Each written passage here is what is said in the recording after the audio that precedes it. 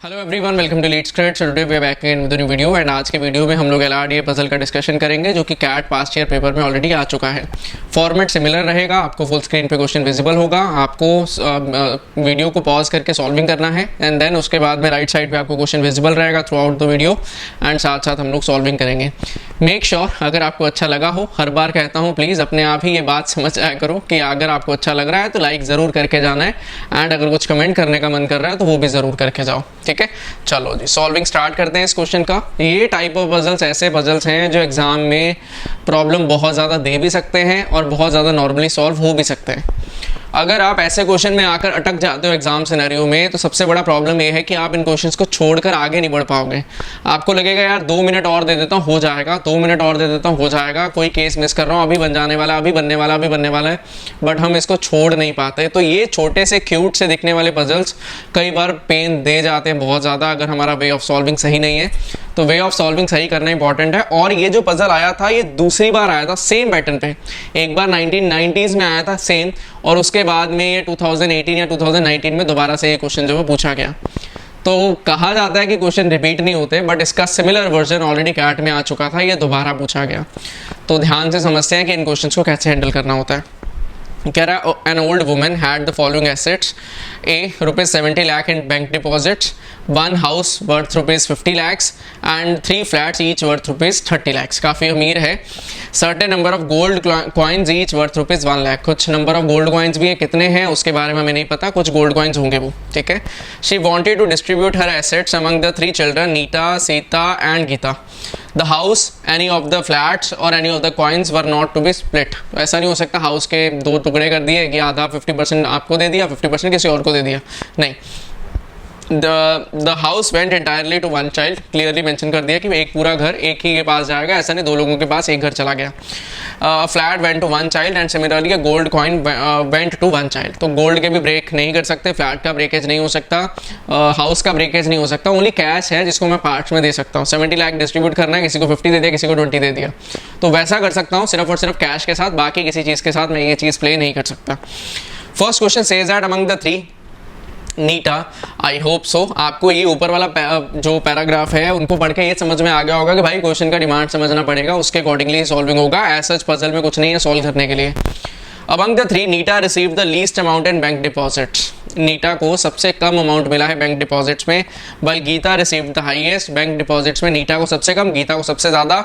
And the value of the assets was distributed equally among the children as were the gold coins. तो कह रहा है equally distribute होने वाला है पूरा का पूरा एसेट्स का वैल्यू, और गोल्ड कॉइन्स भी इक्वली डिस्ट्रीब्यूट होने वाला है। How much did Sita receive in bank deposits. Same question, second में भी सेम डेटा है, बस क्वेश्चन चेंज हो गया। How many flats did Neeta receive. मतलब अगर मैं फर्स्ट क्वेश्चन का सॉल्विंग कर रहा हूँ तो I will be able to figure out the answer for second question as well. मुझे अलग से वर्किंग नहीं करना होगा। But if we talk about third and fourth question, those are a combined package जिनमें अलग सेट ऑफ कंडीशंस हैं, मुझे उस सेट ऑफ कंडीशंस के लिए सॉल्विंग करना होगा, अकॉर्डिंगली प्रोसीड करना होगा। ठीक है, चलो जी अब देखते हैं इसको कैसे देखा जाए। Among the 3 Nita receive the least amount in bank deposits. ठीक है, मेरे पास 3 पर्सन्स हैं, इसका लीस्ट है, लीस्ट को मैंने ये सिंबल दे दिया, और गीता का हाईएस्ट गिवन है, मैंने इसको ये सिंबल दे दिया। कह रहा value of the assets was distributed equally among the children as were the gold coins. Gold coins भी और एसेट्स भी सारे के सारे इक्वली डिस्ट्रीब्यूट होने वाले हैं। तो अगर इक्वल डिस्ट्रीब्यूशन होना है, सबसे पहले तो मैं प्रॉपर्टी निकालता हूँ टोटल कितनी है। सबसे पहले 70 lakhs कैश है, 70 lakhs वो हो गए। 50 lakhs का घर है, 1 करोड़ 20 lakhs हो गया, 70 + 50 हो गया, 120 हो गया। सिमिलर बेसिस पे वी हैव 3 फ्लैट्स एज वेल, 30 lakhs ईच, मतलब 90 lakhs वो हो गया, मतलब 2 करोड़ 10 लाख ये रुपए हो गए हैं in terms of property asset जो है। देन इसके अलावा गोल्ड कॉइन्स भी हैं। तो अगर मैं गोल्ड कॉइन्स की बात करूँ, चलो समझते हैं, पहले थोड़ी चीज़ें समझा देते हैं आपको। मेरे पास में 210 तो भैया प्रॉपर्टी हो गई है, ठीक है। Then we have some gold coins as well. मान लेते हैं गोल्ड कॉइन जो है वो x है, ठीक है। अगर गोल्ड कॉइन्स x और बोला गया गोल्ड कॉइन्स इक्वली डिस्ट्रीब्यूट होंगे, तो अगर किसी के पास में a वैल्यू होगा गोल्ड कॉइन्स का, तो किसी के पास a कॉइन होगा, किसी के पास a कॉइन होगा, तीनों लोगों के पास a हो गया। तो आई कैन से दैट अगर गोल्ड कॉइन्स इक्वल है तो वो डेफिनेटली 3 का मल्टीपल होना चाहिए। तो अगर गोल्ड कॉइन्स हैं कुछ तो वो 3a के फॉर्म में ही होंगे, क्योंकि तीनों के पास equal number of gold coin जाने हैं। तो अगर सीता के पास A है तो गीता के पास भी A है, नीता के पास में भी A है, तो वो 3 होना चाहिए ना। जो टोटल प्रॉपर्टी है, टोटल एसेट्स हैं, वो भी इक्वली डिस्ट्रीब्यूट होने वाले हैं। तो आई कैन से दैट यार ये जो टोटल प्रॉपर्टी है इसको 3 से डिवाइड करना पड़ेगा, इक्वल पार्ट्स में डिवाइड होगा। ये 3 का मल्टीपल है तो it automatically means that 70 + A हर पर्सन को मिलेगा। I hope so this thing is clear to everyone. बड़ा नॉर्मल सा पॉइंट किया मैंने कि यार ये प्रॉपर्टी है मेरे पास टोटल, ये प्रॉपर्टी का ये वाला 1/3 है 70+A, तो ये हर एक पर्सन को मिलेगा। मतलब नीता के पास में जो प्रॉपर्टी होगा उसमें 70+A जाना चाहिए, सीता के पास जो प्रॉपर्टी होगा उसमें 70+A जाना चाहिए, गीता के पास जो प्रॉपर्टी होगा उसमें 70+A जाना चाहिए। ठीक है, क्लियर हो गई बात। अब इसके बाद में कुछ चीज़ें और समझते हैं।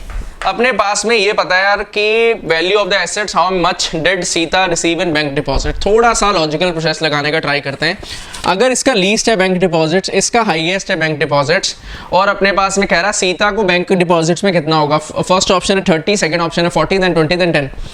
तो ध्यान से सुनो, अगर मैं यहाँ पर 40 रखने की बात करता हूँ, सीता के टोटल बैंक डिपॉजिट्स मेरे पास 70 लाख हैं, अगर मैंने सीता पे 40 रख दिया तो गीता का हाईएस्ट कैसे हो पाएगा यार, पॉसिबल ही नहीं है। अगर मैंने यहाँ पर 40 रख दिया तो ये तो 40 हो ही नहीं पाएगा, ये हाईएस्ट मुझे चाहिए गीता का, मतलब 40B ऑप्शन तो बेकार ऑप्शन है, वो तो उसका कोई पॉइंट ही नहीं बनता। अगर मैं 10 की बात करूँ, अगर मैं यहाँ पर 10 रखने की बात कर रहा हूँ तो ये बड़ी छोटी वैल्यू हो जाएगी। 10 अगर मैं यहाँ पे रखूँगा, मान लो इस पॉइंट पर मैंने 5 भी रख दिया, 5 और 10, देन उसके बाद चांसेस कम है बट स्टिल पॉसिबल है। सिमिलरली 20 के लिए भी पॉसिबिलिटी है, 30 के लिए भी पॉसिबिलिटी है। यहाँ पर मैं 30 रख दूँ, यहाँ पर 35 रख दूँ, यहाँ पर 5 रख दूँ, पॉसिबिलिटी तो है। ठीक है, अच्छा एक चीज़ और, मुझे अगर पता है यार 70 प्रॉपर्टी में आना चाहिए, आई होप सो यहाँ पर स्पेस होगा, थोड़ा सा स्पेस ऐसा करता हूँ, यहाँ से स्पेस ले लेता हूँ नीचे। अपने पास में जो प्रॉपर्टीज़ हैं वो कैसे डिस्ट्रीब्यूट होने वाली है। कोई एक पर्सन ऐसा होगा जिसको 70+A मिल रहा है, उसके पास में जाएगा 1 हाउस जो कि 50 लाख का है, प्लस 20 लाख इन कैश।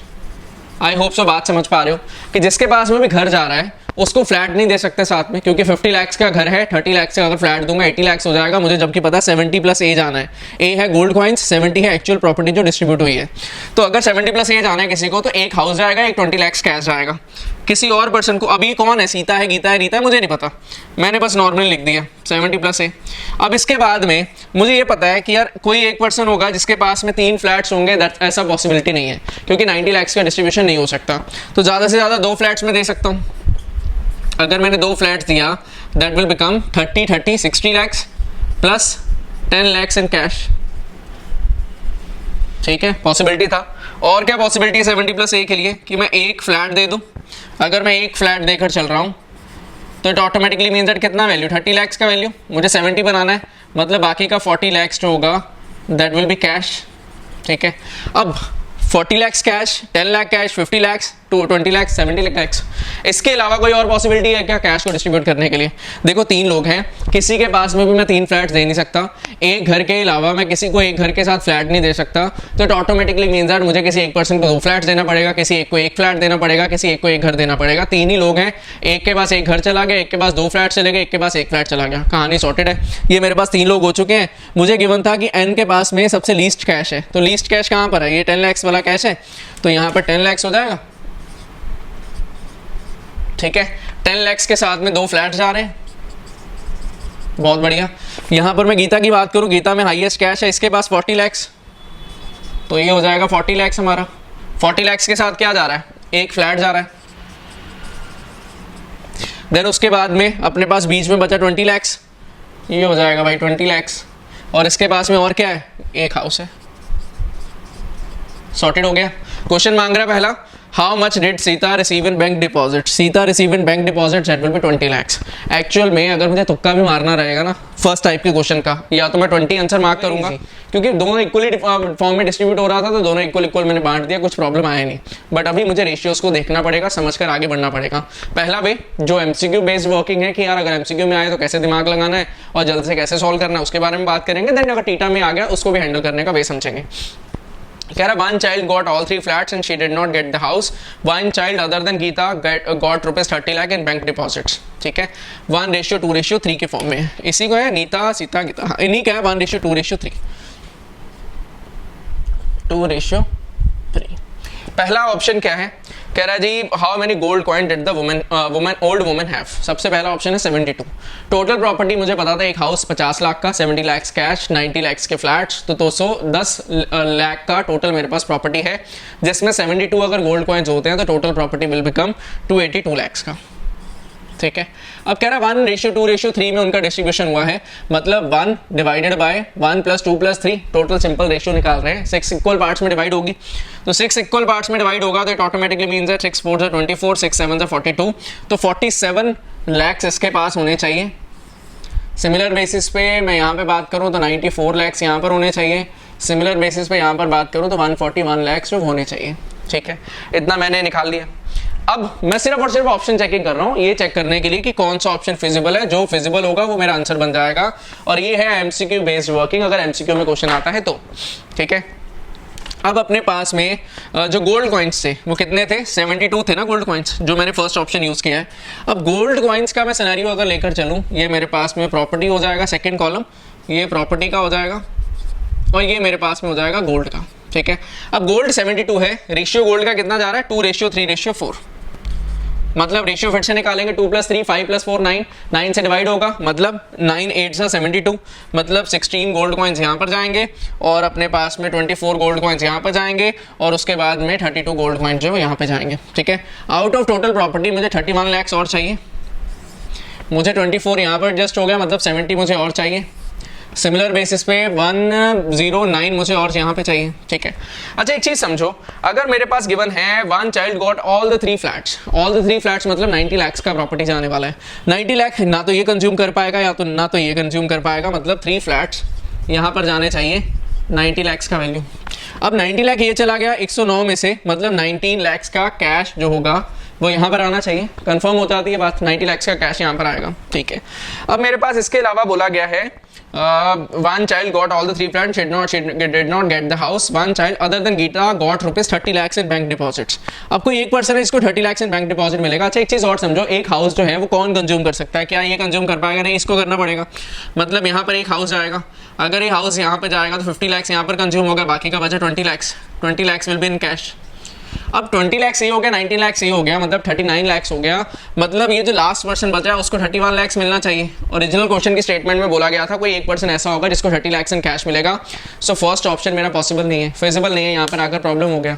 तो इट ऑटोमेटिकली मीन्स दैट मैंने ये जो इतना मेहनत किया ये मेरे लिए फ्रूटफुल जो है वो नहीं बना, मुझे हटाना पड़ेगा इसको। ठीक है, अब मेरे पास सेकंड ऑप्शन क्या थी? 90 गोल्ड कॉइन्स, तो 210 का टोटल प्रॉपर्टी था, 90 मेरे पास में गोल्ड कॉइन्स है, मतलब 300 का प्रॉपर्टी है। 300 का प्रॉपर्टी जब 3 इक्वल पार्ट्स में डिवाइड होगा, और 3 इक्वल पार्ट में नहीं 1:2:3 की फॉर्म में डिवाइड होगा, तो 300 डिवाइड बाय 5 होगा, दैट विल 300 डिवाइड बाय 6 होगा, that will come out to be equal 50। 1:2:3 है, 1 + 2 + 3, टोटल 6 इक्वल पार्ट्स में डिवाइड होने वाला है, तो 50 होगा। अगर ये 50 lakhs है तो मुझे ये पता है यार ये वाला इसका डबल हो जाएगा, दैट विल बी 100, एंड ये वाला जो होगा इसका डबल हो जाएगा और ट्रिपल हो जाएगा, दैट विल बी 150। ठीक है, अब ये अगर 150 है, मुझे पता है 90 गोल्ड कॉइन्स जो हैं वो 2:3:4 के फॉर्म में डिस्ट्रीब्यूट होंगे, मतलब डिवाइड बाय 9, 2:3:4 9, अगर 9 से डिवाइड होगा मतलब 10 का मल्टीपल बना, 10 × 2 दैट विल बी 20, यहाँ पर 20 वैल्यू आया। सिमिलर बेसिस पे मैं बात करूँ आगे, यहाँ पर आया वैल्यू 30 का, एंड यहाँ पर वैल्यू आया 40 का। ठीक है, अगर ऐसा हुआ तो क्या फ़ायदा हुआ? मुझे पता है 20 यहाँ पर एडजस्ट हो गया 50 में से, मतलब 30 मुझे और चाहिए। सिमिलर बेसिस पे 100 में से 70 मुझे और चाहिए। सिमिलरली 150 में से मुझे 110 और चाहिए। अब 3 फ्लैट्स हैं, किसी एक के पास में गिवन है one child got all the 3 flats, तो वो सिर्फ और सिर्फ इसको ही मिल सकते हैं 3 फ्लैट्स, जिसका प्राइस है 90 lakhs। सिमिलर बेसिस पे एक हाउस किसको मिल सकता है? इसी को मिल सकता है, जिसका प्राइस है 50। अब अगर ये 90 इधर चला गया, 110 चाहिए था, मतलब 20 lakhs इन कैश होगा। सिमिलर बेसिस पे 50 यहाँ पे चला गया तो 20 lakhs इन कैश होगा। 70 lakhs कैश में से 40 lakhs एडजस्ट हो चुका है, बचा 30 lakhs, तो बाकी का 30 lakhs जो है वो यहाँ पर आएगा। एंड यही कंडीशन था, 30 lakhs यहाँ पर आ गया, मतलब प्रॉपर्टी में 0 मिलना, ठेंगा कुछ नहीं मिला। तो कह रहा how many gold coin did the old woman have, ये वाला ऑप्शन मेरा सेटिस्फाई हो गया, that will be my answer. Last question, how much did Geeta get in bank deposits, Geeta in bank deposits, that will be 20 lakhs, तो हमारा answer हो जाएगा 20। आई hope सो ये आपको क्लियर हो चुका है। अगर ये आता है एमसीक्यू में, so this is the way, आपको पूरा सॉल्व करने का जरूरत नहीं है, अननेसेसरी टाइम खराब मत करो, अपना टाइम बचाओ, सॉल्विंग कर दो, फट से सॉल्विंग हो जाएगा। आई होप सो लास्ट ये ऊपर वाली जो वैल्यूज हैं वो विजिबल थी आपको इस कैमरा में, मैं देख नहीं पा रहा कि विजिबल है या नहीं। अगर विजिबल होंगी बहुत अच्छी बात है, अदरवाइज सिंपल बात है, 50, 100 एंड 150 जो बनना था। ठीक है, अच्छा चलो बना रहने देते हैं, मैं दूसरा अप्रोच जो आपको डायरेक्टली बता देता हूँ। अभी अपने पास सिनेरियो क्या है कि मेरे पास में टीटा में आ गया थर्ड क्वेश्चन। ठीक है, अब क्या करें? कह रहा है value of the assets distributed among Neeta, Sita and Geeta was in the ratio 1:2:3। तो मुझे पता है मेरे पास में जो भी वैल्यू होगा 210 प्लस कितना गोल्ड कॉइन्स कितने, लेट इट बी वो x है। ठीक है, अब x जो गोल्ड कॉइन्स हैं, मुझे सबसे पहले तो ये पता है यार, ये जो गोल्ड कॉइन्स हैं ये डिस्ट्रीब्यूट होंगे 2:3:4 की फॉर्म में। अगर वो 2:3:4 की फॉर्म में डिस्ट्रीब्यूट होंगे तो मैं ये कह सकता हूँ कि किसी के पास में गोल्ड कॉइन्स होंगे 2:3:4 की फॉर्म में, तो 2/9 होंगे। तो मैं कुल मिलाकर ये कह सकता हूँ कि यार 9 से मल्टीपल में होना चाहिए ये x, जो x है वैल्यू वो 9 के मल्टीपल के फॉर्म में होना चाहिए, ठीक है। तो मैं इसको 210 + 9a की फॉर्म में लिख सकता हूँ, 210 + 9a की फॉर्म में लिख सकता हूँ, ठीक है। ये जो मैं पूरा प्रॉपर्टी है, ये 210 + 9a की मैं बात करूँ, ये वाला जो प्रॉपर्टी है ये भी मेरे पास में अवेलेबल है किसमें, 1:2:3 की फॉर्म में। मतलब मेरे पास में ये वाला जो वैल्यू होगा, ये वैल्यू तो देखो 1:2:3 6 के मल्टीपल के फॉर्म में है, ये 210 6 के मल्टीपल पे फॉर्म में है, कोई प्रॉब्लम नहीं। But if you talk about this 9 है, ये 9 जो होगा वो 6 का भी मल्टीपल होना चाहिए। तो अगर 6 का मल्टीपल होना चाहिए ये वाली चीज़, तो 6 और 9 का अपने पास में एलसीएम क्या हो जाएगा, 18। मतलब मेरे पास में जो प्रॉपर्टी होगा वो 210 तो है ही है, मल्टीपल है अपने पास में, मुझे ये वाला भी मल्टीपल चाहिए होगा किसका, 18 का। 6 का भी मल्टीपल चाहिए, 9 का भी मल्टीपल चाहिए, तो एलसीएम मेरे पास में हो जाएगा 18। मतलब 18a की फॉर्म में मेरे पास में गोल्ड कॉइन्स होने चाहिए, सो दैट टोटल प्रॉपर्टी भी 1:2:3 में फॉर्मेट में डिस्ट्रीब्यूट हो जाए, एंड टोटल कॉइन्स भी, गोल्ड कॉइन्स भी मेरे पास 2:3:4 के फॉर्म में डिस्ट्रीब्यूट हो जाए, ठीक है। अब मेरे पास ये वैल्यू आया, अब कोई एक पर्सन रहेगा जिसके पास में वैल्यू कितना जाएगा, 210 + 18a, मुझे डिवाइड किस में करना है, 1:2:3 में, मतलब 1/6 करना है। तो 1/6 करने वाला हूँ, 6 3 18, 3 बचा, 5 बचा, मतलब 35 + 3a। सिमिलरली किसी और पर्सन को इसका मिलेगा डबल, 1:2, मतलब 70 + 6a। सिमिलरली थर्ड पर्सन को मिलेगा इसका ट्रिपल, मतलब 3 का 105 + 9a, ठीक है। यहाँ तक पहुँच गए। अभी मेरे पास ऑप्शन तो है नहीं भाई बिठाने के लिए। अब मेरे पास क्या है, 1 child got all the 3 flats. अब इसको सिंप्लीफाई करते हैं। सिंप्लीफाई होगा कैसे कि यार मुझे पता है ना यार, ये गोल्ड कॉइन्स जो है ना ये 2:3:4 की फॉर्म में जाते हैं। अभी ये 2:3:4 की फॉर्म जो है वो नहीं बन रही। इसको सिंप्लीफाई कैसे करिए कि 2:3:4 का फॉर्म बन जाए, that will come out to be equal to, अगर मैं 35 - a + 4a लिख दूँ इसको। सिमिलर बेसिस पे अगर मैं इसकी बात करूँ, इसको मैं 70 + 6a ही लिखा रहने देते हैं, 70 + 6a, क्योंकि 2:3 चाहिए मुझे यहाँ पर गोल्ड कॉइन्स के लिए।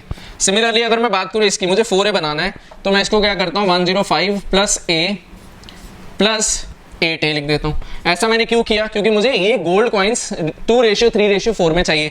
अब ये 2 का मल्टीपल है 2a, 3 का मल्टीपल हो गया 2a, सिमिलरली 4 का मल्टीपल हो गया, तो ऑटोमेटिकली मीन्स दैट मेरे पास में रेशियो बन गया 2:3:4 का। अब ऊपर वाला गेन जो है वो बदल देते हैं। अब मुझे पता है जो वैल्यू है सबसे छोटा इसके पास जाने वाला है, मतलब 35 - a + 4a का वैल्यू इसके पास जाना है। सिमिलरली मैं s की बात करूँ, दैट विल बी 70 + 6a का वैल्यू इसके पास जाना है। सिमिलरली g का बात करूँ तो 105 - a + 6a का वैल्यू 8a का वैल्यू जो है वो इसके पास में जाना है, ठीक है। अच्छा एक चीज़ समझो, अगर मैं बात कर रहा हूँ मेरे पास में 3 फ्लैट्स किसी एक पर्सन के पास जाने हैं, तो 3 फ्लैट्स ना तो इसके पास जाने वाले हैं, बेचारा गरीब है, 3 फ्लैट्स इसके पास में भी जाने वाले नहीं, इसके पास जाने होंगे 3 फ्लैट्स, कंफर्म है 3 फ्लैट्स इसके पास जाएंगे। प्रॉपर्टी इसका कितना बन जाएगा, 90 लाख का, ठीक है। अब मेरे पास में 8a मुझे और चाहिए, 8a मेरे पास में गोल्ड है, यहाँ पर 8a गोल्ड है। सिमिलरली यहाँ पर 6a जो है वो गोल्ड है, सिमिलरली यहाँ पर 4a जो है वो गोल्ड है, ठीक है। अब इसके बाद में मुझे 90 मेरा डिस्ट्रीब्यूट हो चुका है, बचा मेरे पास क्या है 15 - a बचा है, 15 - a जो होगा वो यहाँ पर कैश होना चाहिए, ठीक है। और आगे चलते हैं। अब मैं हाउस की बात करूँ, हाउस इस बेचारे के पास तो नहीं जा सकता, बेचारा गरीब आदमी है, हाउस जाना पड़ेगा इसी के पास में। तो अगर हाउस इसके पास में जा रहा है तो मतलब 50 यहाँ पे डिस्ट्रीब्यूट हो गया, बाकी का बचा 20, तो 20 जो है वो प्रॉपर्टी रहेगा कैश वाला, ठीक है। देन उसके बाद में मुझे ये गिवन था 1 child other than Gita got ₹30 lakh in bank deposits. Gita के पास 30 लाख है नहीं, इसके पास 20 लाख है, मतलब इसी के पास 30 लाख इन कैश होने वाला होगा, 30 lakh in cash. Property wise 3 flats चले गए, एक हाउस चला गया, मतलब यहाँ पर 0 होने वाला होगा। अब यहाँ पर 35 - a का वैल्यू जो है वो 30 लाख बन रहा है, मतलब a का वैल्यू 5 के इक्वल है। अगर a का वैल्यू 5 के इक्वल है, मतलब यहाँ पर मेरे पास में जो वैल्यू 35 - a + 4a का है, तो मेरे पास में ये जो वैल्यू बना 15 - a का 30 लाख ये हो गया, 20 लाख ये हो गया 50, और ये मेरे पास में 20 लाख होने वाला होगा, ठीक है। अगर ये मेरे पास में 20 लाख होने वाला होगा तो 70 लाख मेरा डिस्ट्रीब्यूट हो गया, ठीक है। अब इसके बाद में अगर मैं a की बात करूँ, a मेरे पास में 5 आ चुका है। अगर ए मेरे पास में 5 आया तो इट ऑटोमेटिकली मीन्स दैट यहाँ पर 20 वैल्यू बना, सिमिलरली यहाँ पर मेरे पास में 30 वैल्यू बना, सिमिलरली मेरे पास में यहाँ पर 40 वैल्यू बन गया, ठीक है।